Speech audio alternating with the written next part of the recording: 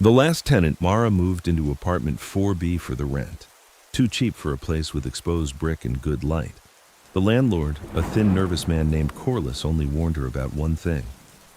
Leave the hallway closet alone. Lock sticks sometimes. Maintenance will handle it. She laughed it off. It was a closet, not a vault. The first 2 weeks were quiet. New job, new city. A candle burning on the counter each night to make the place feel like home. Then, almost asleep one night, she heard it. 3 knocks from inside the closet door. A pause. 3 more. She told herself it was pipes. It happened again a few nights later, and this time she pressed her ear to the door first. Silence.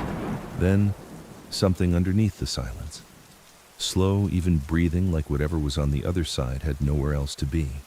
She looked up the building's history on her lunch break and found more than she wanted. Constructed in 1911 on the site of an earlier building that burned down under disputed circumstances, 3 people died in that fire. Their remains, according to an old digitized newspaper clipping, were never fully recovered.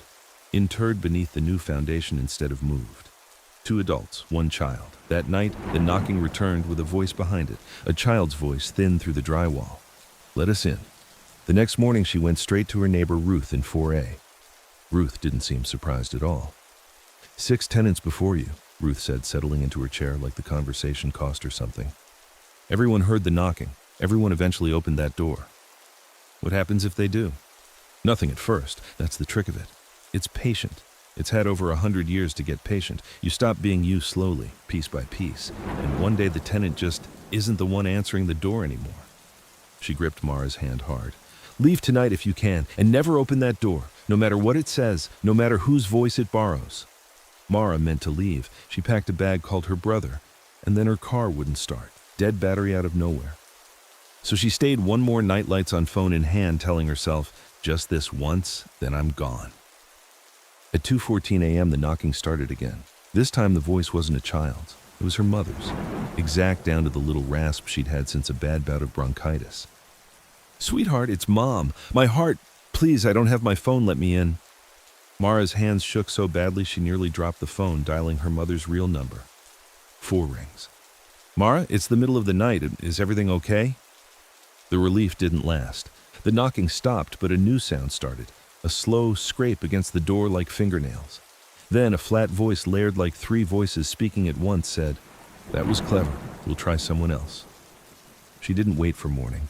She left at 3 a.m. and went straight to Corliss's office. She pounded on the door until he answered in his bathrobe.